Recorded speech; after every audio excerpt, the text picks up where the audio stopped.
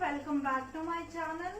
तो आज हम बहुत ही इम्पोर्टेंट टॉपिक पे बात करने वाले हैं। रिसेंटली असिस्टेंट प्रोफेसर के लिए मिनिमम क्राइटेरिया नेट सेट और स्लेट कर दिया है।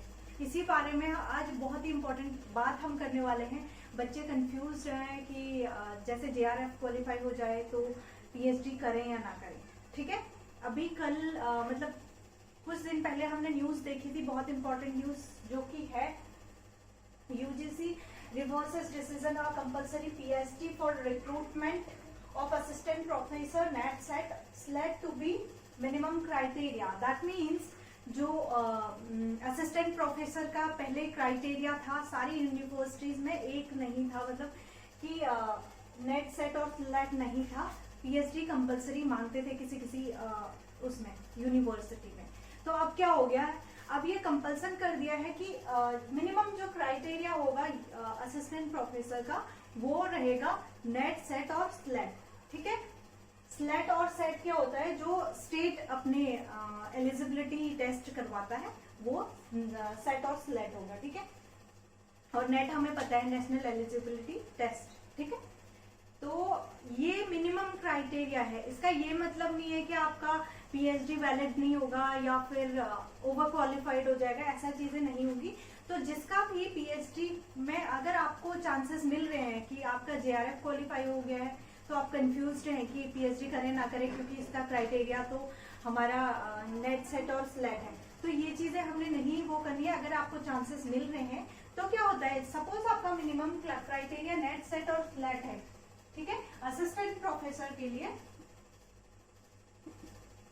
असिस्टेंट प्रोफेसर,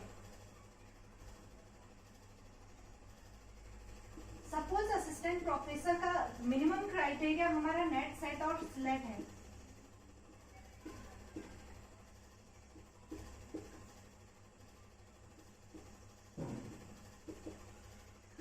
इसका मिनिमम क्राइटेरिया नेट सेट और स्लेट है, सपोज नहीं, मतलब हाँ मिनिमम क्राइटेरिया ये रहेगा। पर क्या होगा, कोई बच्चा है, अगर आप इंटरव्यू में गए, इंटरव्यू में कोई बच्चा है उसका नेट क्वालिफाइड है, नेट क्वालिफाइड प्लस पीएचडी है,